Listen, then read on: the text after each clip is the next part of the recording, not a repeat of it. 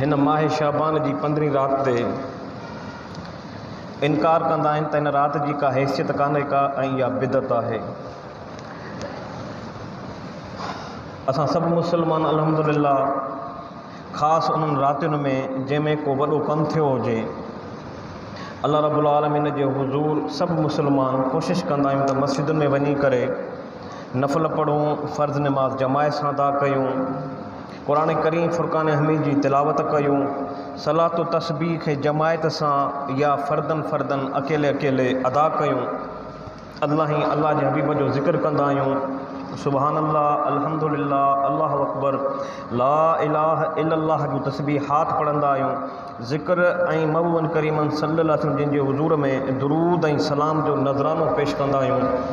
त कंहिं दोस्त खे ईअं करण जे बुनियाद ते इन खे ग़लति न सम्झणु घुरिजे। असां मुस्लमाननि में इहो राइज आहे, रवाज आहे त हर 15 शाबानुल मुअज़्ज़म जी राति में असां मुस्लमान अल्लाह जे रसूल जो ज़िक्र कंदा आहियूं। सिहाए सिता जे मशहूरु इमाम तिरमिज़ी पंहिंजी किताब जामिउ तिरमिज़ी में ऐं सिहाए सिता जे मारूफ़ इमाम इब्न माजा पंहिंजी सुनन इब्न माजा में इन्ही 15 शाबानुल मुअज़्ज़म जी रात जे हवाले सां इन हदीस जे किताबुनि में कई बाब मुस्तक़िल ॿधा आहिनि। उन जी हेडलाइन इहा ई ॾिनी आहे, बाब मा जा फ़ी लैलत निस्फ़ मिन शाबान। बाब जो मतिलबु आहे त इन्हीअ चैप्टर में इन्हीअ मौज़ू में पोइ जेके बि मुख़्तलिफ़ रावियुनि खां सनदुनि जे एतबार सां हदीस पाक निस्फ़ शाबान 15 शाबानुल मुअज़्ज़म जे बारे में जेके बि अहादीस मिलंदियूं मुख़्तलिफ़ रावियुनि जे हवाले सां, मुख़्तलिफ़ असनाद जे हवाले सां, उन बाब जे अंदरि उन खे बंदि कयो वेंदो आहे।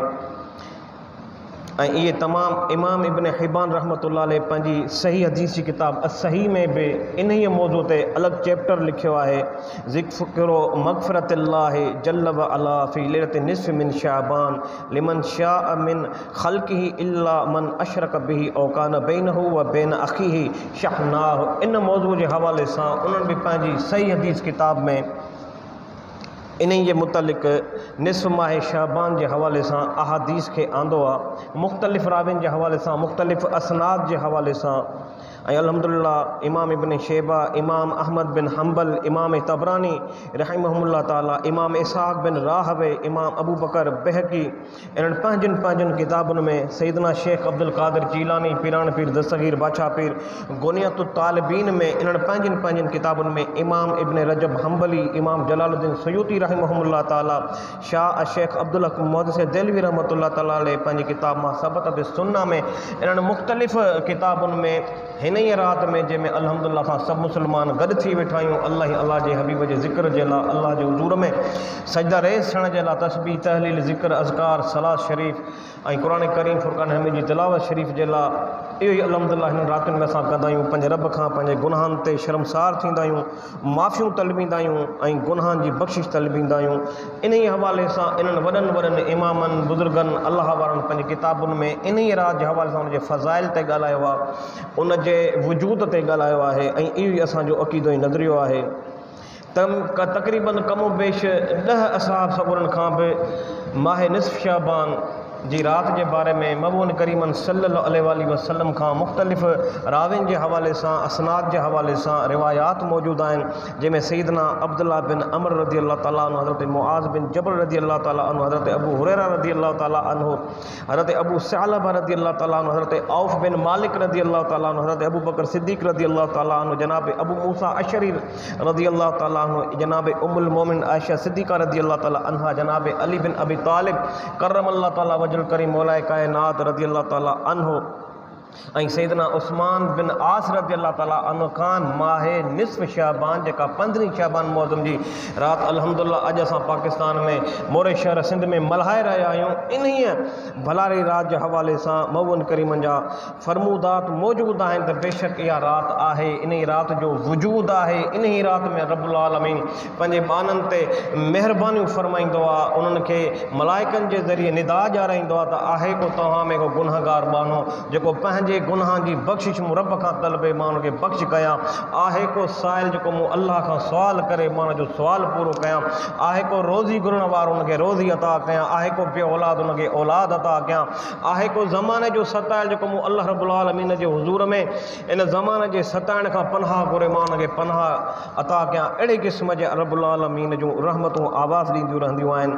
इहा शब बरात आहे जंहिंमें मुख़्तलिफ़ सहाबा किराम रिज़वानुल्लाह ताला अलैहिम जिन जा मामूलात बि रहिया आहिनि। महबूबन करीमन सल्लल्लाहु अलैहि वसल्लम जिन जा बि मामूलात शरीफ़ रहिया आहिनि। जनाब मौला मुश्किल कुशा रज़ियल्लाहु ताला अन्हु इरशाद था फ़रमाइनि, युअजिबनी अन युफ़र्रिगर रजुलु नफ़्सहु फ़ी अर्बअ लयाल। पाण फ़रमाइनि था त मूंखे इहा ॻाल्हि पसंदि आहे त इन्हनि 4 रातियुनि में माण्हू पाण खे पंहिंजी दुनियावी मसरूफ़ात खां अलहदा करे ख़ासि हिकिड़ो टाइम कढे हिन राति में अल्लाह रब्बुल आलमीन जी रज़ा जे लाइ।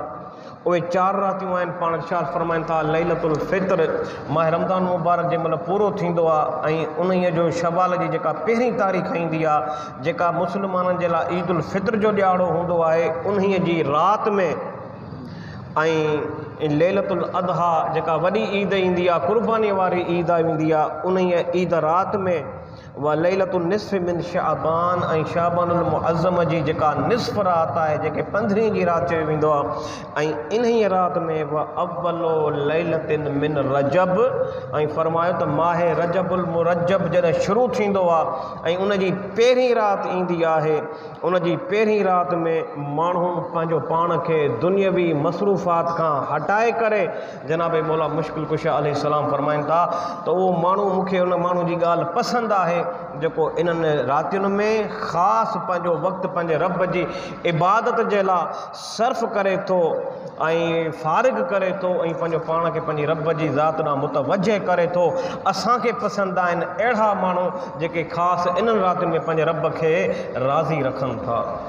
सो इन्हनि रातियुनि में ईद उल फितर जी राति आहे, ईद उल अज़हा जी राति आहे ऐं साईं मुंहिंजा रजब शरीफ़ जी पहिरीं राति आहे ऐं ख़ासि हीअ राति आहे निस्फ़ शाबान जी राति जंहिंखे असां 15 जी राति चवंदा आहियूं। जनाब इमाम हसन रज़ियल्लाहु ताला अन्हु जिन जो अमल मुबारक आहे हज़रत ताऊस यमानी रहमतुल्लाह ताला अलैह बयान था कनि त मूं जनाब इमाम हसन बिन अली रज़ियल्लाहु ताला अन्हुमा खां 15 शाबानुल मुअज़्ज़म जी राति ऐं उन में अमल करण जे बारे में पुछो त जनाब इमाम हसन बिन अली रज़ियल्लाहु ताला अन्हुमा इरशाद फ़रमाए त मां हिन राति खे 15 शाबानुल मुअज़्ज़म जी राति खे 3 हिस्सनि में वंडींदो आहियां, 3 हिस्सनि में तक़सीम फ़रमाईंदो आहियां। हिकिड़ो हिसो इन जो इहो कंदो आहियां जो पंहिंजे नाने सईदना मुहम्मदुर रसूलुल्लाह जी ज़ाते बाबरकात ते दुरूद शरीफ़ जो नज़रानो पेश कंदो आहियां। महबूबन करीमन जे हुज़ूर में सलातो सलाम जो नज़रानो पेश कंदो जो मुंहिंजो रब जो हुकुम आहे या अय्युहल्लज़ीना आमनू सल्लू अलैहि वसल्लिमू तस्लीमा। इन्ही आयत जे हुकुम जे रोशनी में मां हसन बिन अली रज़ियल्लाहु ताला अन्हुमा पंहिंजे उन्हनि राति जे 3 हिस्सनि खे मुक़ररु कंदो आहियां जंहिंमां पहिरियों हिसो इहो आहे जो मां पंहिंजे नाने मुहम्मदुर रसूलुल्लाह सैयदना व नबीना जिन जे हुज़ूर में दुरूद ऐं सलाम सलातो सलाम जो नज़रानो पेश कंदो आहियां ऐं ॿिए हिसे में मां पंहिंजे रब्बुल आलमीन वदुल्लाह शरीक जो हुज़ूर में इस्तिग़फ़ार तलबींदो आहियां। इन ते अमल कंदे वमा कान अल्लाहु मुअज़्ज़िबहुम वहुम यस्तग़फ़िरून। इन ॿिए हिसे में मां इस्तिग़फ़ार कंदो आहियां। पहिरें हिसे में महबूबन करीमन ते सलातो सलाम यानी दुरूद सलाम। राति जे हिन ॿिए हिसे में मां रब्बुल आलमीन खां इस्तिग़फ़ार कंदो आहियां ऐं 3 हिसे में अल्लाह रब्बुल आलमीन जे इन फ़रमान ते वस्जुद वक़्तरिब सूरह अलक़ जी आख़िरी आयत आहे ग़ालिबन 19 आयतुनि ते रुकू मुश्तमिल आहे। इन जी आख़िरी आयत में वस्जुद वक़्तरिब अल्लाह जे इन हुकुम ते त ए हबीब मिठा तव्हां सर्ब सुजूद रहो ऐं असां खां वधीक क़रीब तर रहो। इन आयत ते अमल कंदो आहियां। पोइ मूं अर्ज़ु कयो त क़िबला जेको शख़्स ईअं अमल करे पंहिंजी 15 शाबान जी राति खे तव्हांजे तरीक़े ते मल्हाए 3 हिसा करे राति जे हिसनि जा हिकिड़ो हिसो दुरूद सलाम पढ़े, ॿियो हिसो इस्तिग़फ़ार पढ़े ऐं 3 हिसो सर्ब सुजूद रहे, नफ़ल वग़ैरह पढ़े, सजदे में तिलावत कंदो रहे, सजदे में नसीबे हाथ पढ़ंदो रहे, नवाफ़िल पढ़े, क़ज़ाऊं निमाज़ूं पढ़े। ईअं करण सां सवाबु छा मिलंदो? सवाब चवंदा आहिनि जेको इंसान मुस्लमान को चङो कमु करे उन चङे कम जे बदिले में अल्लाह जे तरफ़ां जेको बदिलो मिले उनखे सवाब चवंदा आहिनि। उन चङे अमल ते जेको अजुर मिले उन अजुर जे बदिले में जेको एवज़ो मिले यानी इनाम मिले, दुनिया में मिले, क़ब्र में मिले या आख़िरत में मिले, उन खे सवाब चवंदा आहिनि। त जनाब ताउस यमानी रहमतुल्लाह अलैह इमाम हसन रज़ी अल्लाह ताला जी ख़िदमत में अर्ज़ु कई भला जेको ईअं करे जीअं तव्हां कयो आहे उन जे लाइ छा सवाब आहे? त पाण फरमाइनि था मूं पंहिंजे बाबे जनाब अलीउल मुर्तज़ा रज़ी अल्लाह ताला अन्हु खां ॿुधो ऐं उन्हनि नबी करीम सल्लल्लाहु अलैहि वसल्लम खां ॿुधो जेको शख़्स माहे निस्फ़ शाबान जी राति में इन तरीक़े ते अमल करे जो 3 हिसा राति जा करे, पहिरें हिसे में दुरूद सलाम पढ़े, ॿिए हिसे में इस्तिग़फ़ार करे, 3 हिसे में सर्ब सुजूद रहे, त रब्बुल आलमीन जे हबीब फरमायो त अल्लाह रब्बुल आलमीन उन मुसलमान खे उन ईमान वारे खे जेको ईअं करे थो पंहिंजे मुक़र्रब बाननि में बंदनि में शुमार थो फरमाए त हीअ मुंहिंजे उन्हनि बाननि में शामिल आहे जेके मुंहिंजा क़रीब तरीन आहिनि, जेके मुंहिंजा वेझड़ा आहिनि, जिन खे मक़ाम क़ुर्ब अता कयो आहे, हीअ उन्हनि बाननि में शामिल आहे। जनाब अब्दुल्लाह बिन उमर रज़ी अल्लाह ताला इरशाद था फरमाइनि ख़म्सो लयालिन युरद्दु फ़ीहिन दुआ, फरमाइनि था त 5 रातियूं अहिड़ियूं आहिनि जंहिंमें दुआ रद्द नथी थिए, हर हाल में क़बूल थी थिए। 5 रातियूं अहिड़ियूं आहिनि जंहिंमें दुआ अल्लाह रब्बुल आलमीन पंहिंजी कुदरत सां, पंहिंजी रहमत सां पंहिंजे बाननि जे दुआउनि खे क़बूल थो फरमाए। नंबर 1 लैलतुल जुमुआ, जुमे जी राति जी दुआ, व अव्वलो लैलतिन मिन रजब, ऐं रजब शरीफ़ जे महीने जी पहिरीं राति। इन्ही में जेके बंदा पंहिंजे रब खां दुआऊं पिननि था, घुरनि था, रब्बुल आलमीन जी दुआउनि खे क़बूल थो फरमाए। 3 नंबर ते व लैलतुन निस्फ़ मिन शाबान, ऐं शाबानुल मुअज़्ज़म जी 15वीं राति में जेके बाना पंहिंजे रब खां दुआऊं घुरनि था, रब्बुल आलमीन उन्हनि जी दुआउनि खे बि इन राति जे तबरुकात रहमतुनि ऐं फैज़ जे सदके रब्बुल आलमीन उन दुआउनि खे क़बूल थो फरमाए, रद्द नथो फरमाए।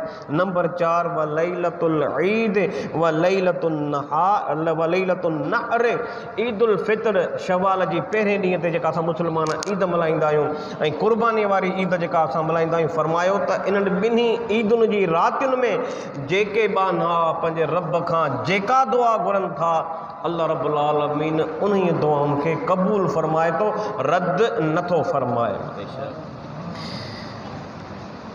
जनाब अब्दुल्लाह इब्न अब्बास रज़ी अल्लाह तआला अन्हु मज़ीद फरमाइनि था इन्नल्लाह अज़्ज़ व जल्ल यलहज़ु इलल कअबा फ़ी कुल्लि आमिन लहज़ा व ज़ालिका फ़ी लैलतिन निस्फ़ मिन शाबान फ़इंद ज़ालिका यहिन्नु इलैहा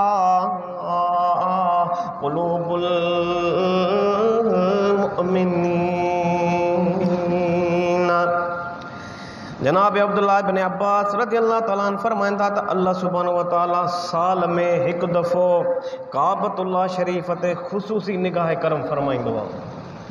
हूअं त रहमतुनि जा मींहं वसंदा आहिनि, पर हिकु राति अहिड़ी आहे जो बैतुल्लाह शरीफ़ जी बि ईद जी राति हूंदी आहे, बैतुल्लाह शरीफ़ जे विजदानी कैफ़ियात जी राति हूंदी आहे। पाण फरमाइनि था त पूरे साल में हिकु अहिड़ी मख़सूस राति आहे जो उन राति में रब्बुल आलमीन पंहिंजी ख़ासि निगाह कुदरत जूं इल्तिफ़ात उन जे तवजुहात बैतुल्लाह शरीफ़ जे मथां नाज़िल फरमाईंदो आहे।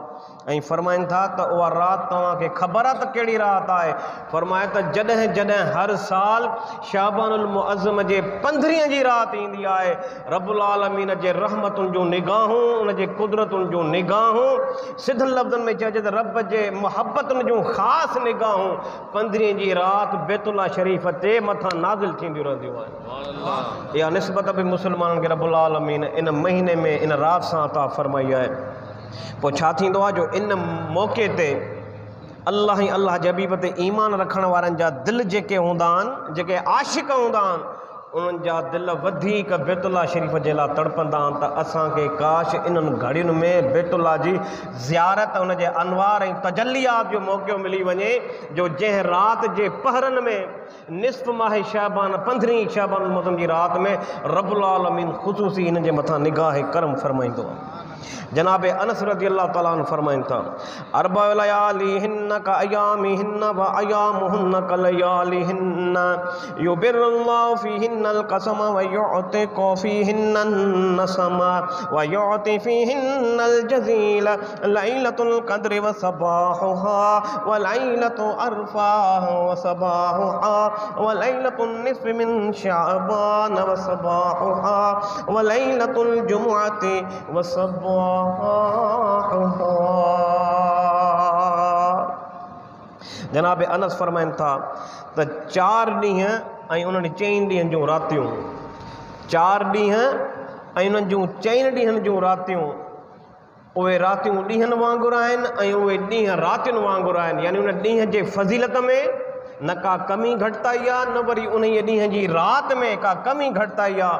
जेके अल्लाह जूं वधीक महिरबानियूं महबत वारियूं ख़ासि तौर ते रहमत वारियूं ख़ासि तौर ते जेके ॾींहं में नाज़िल थियनि थियूं हू बहू उहे राति में नाज़िल थियनि थियूं, ऐं जेके वरी राति में नाज़िल थियनि थियूं हू बहू वरी उहे सॼे ॾींहं में नाज़िल थियनि थियूं। यानी अल्लाह जे हबीब जे निस्बत सां इहा महिरबानी हिन उम्मत ते आहे जो अहिड़ा ॾींहं या अहिड़ियूं रातियूं यानी 24 कलाक अल्लाह रब्बुल आलमीन जे रहमतुनि जा मींहं वसंदा रहनि था। फज़िलत जे एतबार सां ॾींहुं राति जे बराबरि ऐं राति ॾींहं जे बराबरि आहे।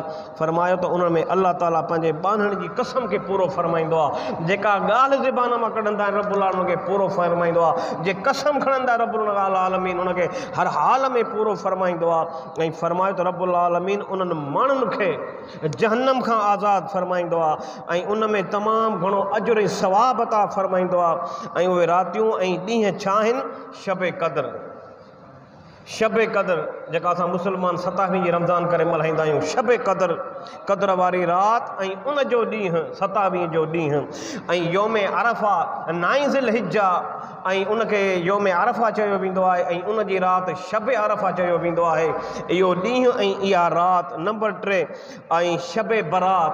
शबे बरात माना माहे निस्फ़ शाबान जेका हली रही आहे इन जी राति ऐं 15 शाबानुल मुअज़्ज़म जो बज़ात ख़ुदि पाण ॾींहुं पूरो।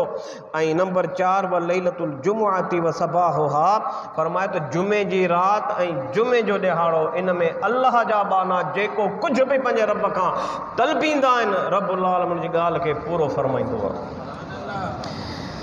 अल्लाहु अकबर। हिन महीने जी राति खे मुबारक राति चयो वेंदो आहे। नबी करीम सल्लल्लाहु अलैहि वसल्लम इरशाद फरमाए, जनाब आयशा सिद्दीक़ा रज़ियल्लाहु तआला अन्हा रिवायत में आहे, पाण फरमाइनि था नबी अलैहिस्सलातु वस्सलाम अतानी जिब्रील फ़क़ाल हाज़िहि लैलतु लैलतुन निस्फ़ मिन शअबान व लिल्लाहि फ़ी युतक़ा मिनन नार बिअददि शुऊर गनम क़ल्ब। मोहन करीम फरमाए त जिब्रील मूं वटि आयो अलैहिस्सलाम ऐं उन मूंखे चयो या रसूलुल्लाह सल्लल्लाहु अलैहि वसल्लम हीअ 14 जो ॾींहुं 15 जी राति शाबान शरीफ़ जी आहे। इन राति में अल्लाह रब्बुल आलमीन पूरे अरब में सभिनी खां वधीक जंहिं वटि तमामु घणो माल आहे ॿकरियुनि जे हवाले सां चौपाइनि जे हवाले सां उहो बनू कल्ब जो कबीलो आहे। तव्हांजो रब थो फरमाए त हबीब इन बनू कल्ब वटि न जेतिरो माल आहे चौपायो माल आहे ॿकरियुनि वारो माल आहे नंढो वॾो माल आहे पर ॿकरियुनि जो लफ़्ज़ इस्तेमालु थियल आहे गनम जो लफ़्ज़ इस्तेमालु थियल आहे जो ॿकरी खे चवंदा आहिनि त एतिरो जेतिरो माल हिन वटि आहे ॿकरियुनि जी सूरत में पूरे अरब जी दुनिया में ए महबूब एतिरो माल कंहिं वटि बि माण्हू वटि कोन्हे को। पोइ हबीब इन जी मिसाल ॾींदे करे तव्हांखे फरमायूं था त बनू कल्ब जे ॿकरियुनि जे वारनि खां बि वधीक अल्लाह रब्बुल आलमीन तव्हांजे उम्मत जे गुनाहगारनि खे इन राति में बख़्श फरमाए छॾींदो। इंसान जे जिस्म ते वार घणा, इंसान जे गणप खां ॿार। पोइ ॿकर ॿकरी जे जिस्म ते वार घणा, इहे बि इंसान जे गणप खां ॿार। अल्लाह जे हबीब जो फरमान त मुंहिंजो रब मूंखे फरमाए त महबूब तव्हांजी गुनाहगार उम्मत खे हर साल ईंदड़ हिन ई राति में बनू कल्ब जे ॿकरियुनि जे वारनि खां बि वधीक तव्हांजी उम्मत जे गुनाहगारनि खे असां बख़्श फरमाईंदा आहियूं। हिन राति खे बरकत वारी राति चयो वेंदो आहे। हिन राति खे दोज़ख खां निजात वारी राति चयो वेंदो आहे। हिन राति खे दस्तावेज़ात वारी राति चयो वेंदो आहे। फ़हिरिस्तूं ठहंदियूं आहिनि। केरु मरंदो, केरु जीअंदो, केरु शादी कंदो, कंहिंखे औलाद थींदो, कंहिंखे औलाद कोन थींदो, कंहिंखे रोज़गारु हूंदो, कंहिंखे रोज़गारु कोन।